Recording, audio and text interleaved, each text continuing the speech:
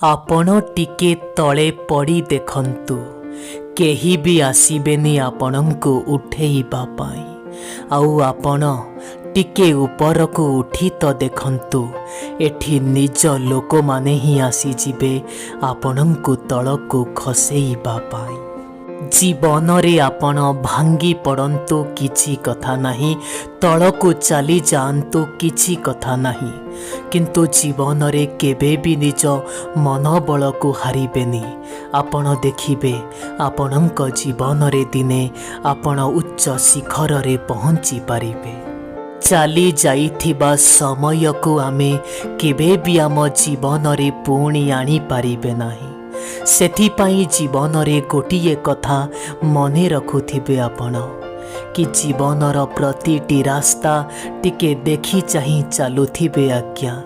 କାହିଁକି ନା ଚାଲି ଯାଇଥିବା ଲୋକ ପୁଣି କେବେ ଫେରି ଆସିବେନି।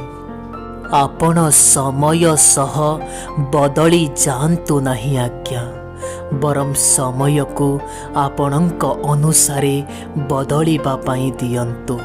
ସବୁବେଳେ ଘୃଣାରେ ନୁହଁ ଆଜ୍ଞା, ବେଳେବେଳେ ଘୃଣାକୁ ଭଲ ପାଇବାରେ ପରିବର୍ତ୍ତନ କରି ଦେଖନ୍ତୁ। ଯେତେବେଳେ କୌଣସି ମଣିଷର ସମ୍ପର୍କ ଖରାପ ଥାଏ, ସେ ସମୟରେ ମଣିଷକୁ ସେ ସମ୍ପର୍କକୁ ନେଇ ନ୍ୟାୟ ବିଚାର କରିବା ନୁହଁ ଆଜ୍ଞା, ବରଂ ସମାଧାନ ଦିଗରେ ଆଗେଇବାକୁ ହୁଏ।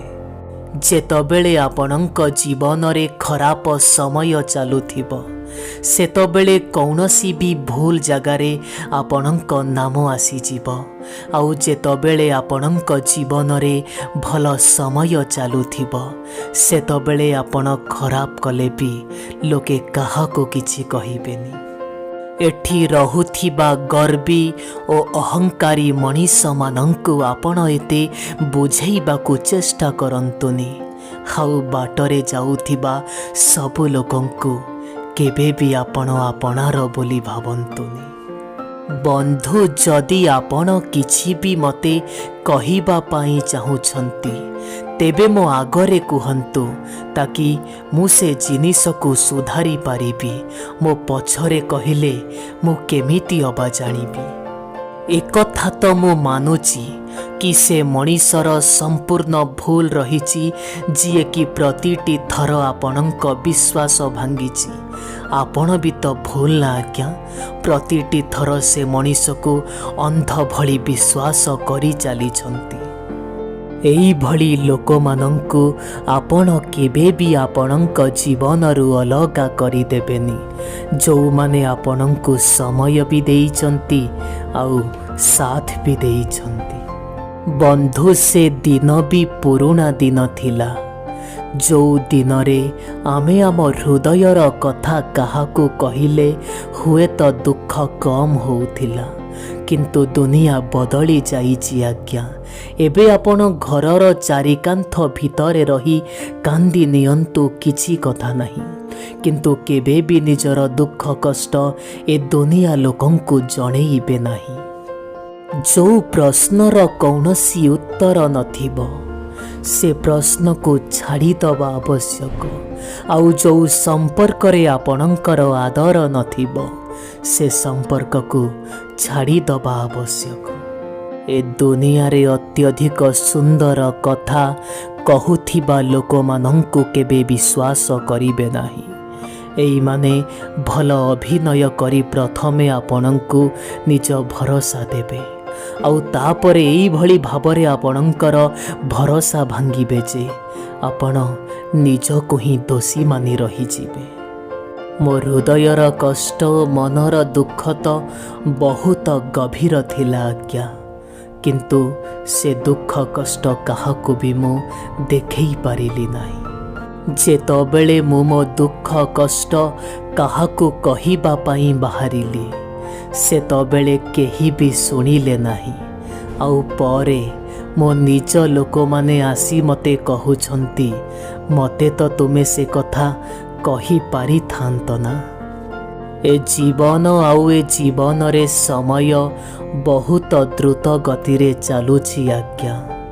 ଯଦି ଆପଣ ସମୟ ଥାଉ ଥାଉ କିଛି ନ କରିବେ ଆପଣଙ୍କ ସ୍ୱପ୍ନ ପାଇଁ, ତେବେ ଆପଣଙ୍କ ସ୍ୱପ୍ନ ଆଉ କିଏ ଆପଣଙ୍କଠୁ ଛଡ଼େଇ ନେବ। ଏ ଜୀବନରେ ସବୁ ମଣିଷମାନଙ୍କ ସହ ଆପଣ କମ୍ପ୍ରମାଇଜ୍ କରିଦିଅନ୍ତୁ, କିଛି ଅସୁବିଧା ନାହିଁ। କିନ୍ତୁ କେବେ ବି ନିଜ ଜୀବନର ଲକ୍ଷ୍ୟ ଓ ସ୍ୱପ୍ନକୁ ନେଇ କେବେ କମ୍ପ୍ରମାଇଜ୍ କରିବେନି, ନହେଲେ ଆପଣ ଗୋଟେ ମଣିଷ ହେବେନି। ଆଜିକାଲିର ଦୁନିଆରେ ଏମିତି ବହୁତ ଲୋକ ଅଛନ୍ତି ଆଜ୍ଞା, ଯେଉଁମାନେ ଅନ୍ୟର ସୁଖ ଦେଖି ନିଜେ ଦୁଃଖୀ ହୋଇଯାଆନ୍ତି। ମୋ କଥା ମାନନ୍ତୁ, ଏଇଭଳି ଲୋକେ ଜୀବନରେ କେବେ ବି ଖୁସିରେ ରହିପାରିବେନି। ଆପଣ ସେଇ ମଣିଷର ଜୀବନରେ ଥିବା ସମୟରେ ଯଦି ସେ ମଣିଷକୁ ଅନ୍ୟ କାହାର ଆବଶ୍ୟକତା ରହୁଛି, ତେବେ ଭଲ ହେବ ଆଜ୍ଞା ସେ ମଣିଷର ଜୀବନରୁ ଆପଣ ବହୁତ ଦୂରକୁ ଚାଲିଯାଆନ୍ତୁ। ଗୋଟେ କଥା କହିବି ଆପଣଙ୍କୁ, ବିଶ୍ୱାସ ନହେଲେ ବି ସତ, ଏଠି ସବୁବେଳେ ଅନଲାଇନ୍ ରହୁଥିବା ଲୋକମାନେ ସତ ଜୀବନରେ ବହୁତ ଏକା ଥାନ୍ତି ଆଜ୍ଞା।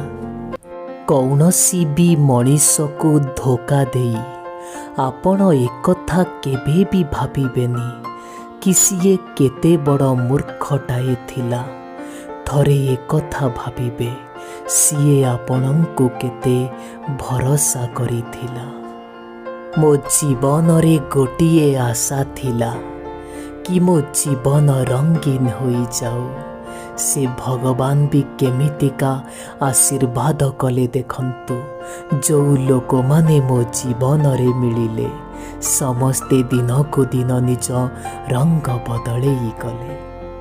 ଏ ଦୁନିଆରେ କେହି ବି ମୋହର ଶତ୍ରୁ ନାହାନ୍ତି ଆଜ୍ଞା। ତାପରେ ବି ମୁଁ ଚିନ୍ତିତ, ମୋ ନିଜ ଲୋକମାନେ ଏତେ କଷ୍ଟ କାହିଁକି ଦିଅନ୍ତି, ଏକଥା ଭାବି ମୁଁ ଚିନ୍ତିତ।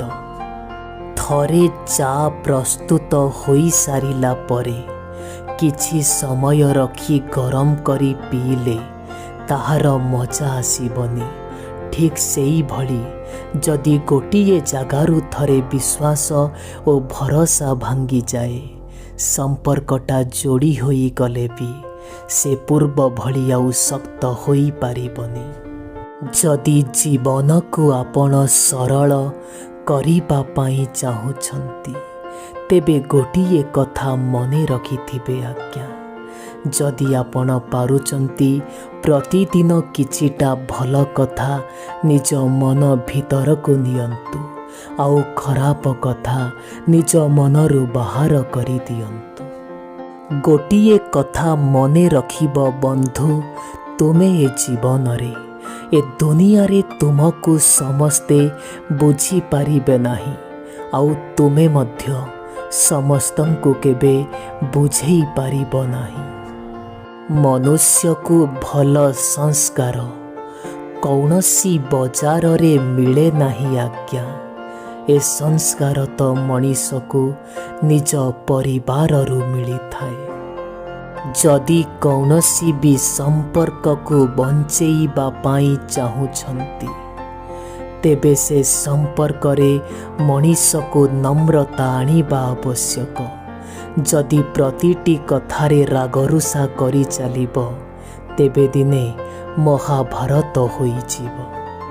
ଏ ଦୁଃଖ, ଏ କଷ୍ଟ ମୁଁ ତୁମକୁ ଗୋଟିଏ ନିବେଦନ କରୁଛି, ଟିକେ ତ ମୋତେ ଡିସ୍କାଉଣ୍ଟ ଦିଅ, କାହିଁକି ନା ମୁଁ ପରା ତୁମର ପ୍ରତିଦିନର ଗ୍ରାହକ। ଏ ଦୁନିଆ ଆମକୁ ଧୋକା ଦେଇ ନିଜେ ସଫଳ ହୋଇଗଲା, ଆଉ ଆମେ ଧୋକା ଖାଇ ଜୀବନରେ ବିଫଳ ହୋଇଗଲୁ। ସବୁବେଳେ ମଣିଷ ଭୁଲ ହୋଇନଥାଏ ଆଜ୍ଞା, ବେଳେବେଳେ ସମୟ ବି ଭୁଲ ହୋଇଥାଏ। ମୋ ଜୀବନରେ ମୋର ସେଇ ଶେଷ ସମୟର ବଡ଼ ବହୁତ ଦୁଃଖର ସହ ଅପେକ୍ଷା ରହିଛି। ମୁଁ ଶୁଣିଛି ବନ୍ଧୁ, ଶେଷରେ କୁଆଡ଼େ ସବୁ କିଛି ଠିକ୍ ହୋଇଯାଏ। କିଛିଟା ଲୋକ ମଣିଷର ଜୀବନରେ ଏଥିପାଇଁ ମଧ୍ୟ ଆସନ୍ତି କି ସେମାନେ ଆମକୁ ଶିଖେଇ ପାରିବେ कि जीवन रे एका केमिति रुहंती बोली। बंधु ए दुनिया रे मनीष तो प्रतिटी घरे जन्म निए, किंतु मनीष पणिया प्रतिटी घरे केबे मध्य जन्म नहीं पारेनी। टंका पैसा को नहीं जीवन रे केबे गर्व अहंकार करंतु नाही। टंका पैसा कथा कौन, टंका आजी अछि काली नथिबो। जदि गर्व करिबा पई चाहुछंती तेबे निजर मनीष पणिया को नहीं करंतु। केबे भी कौनसी मनीषर जीवन खराब भगवान करी छाड़ती नहीं आज्ञा। किछिटा मनीष आम जीवन रे एमिति आसंती जो माने आम जीवन को नष्ट करी पकांती। मु जानिछि बंधु समय तो एठी दुख दौची आउ कष्ट दौची, किंतु गोटिए कथा आपण भूली गले कि ए समय पा आमको बंचिबा शिखौछि।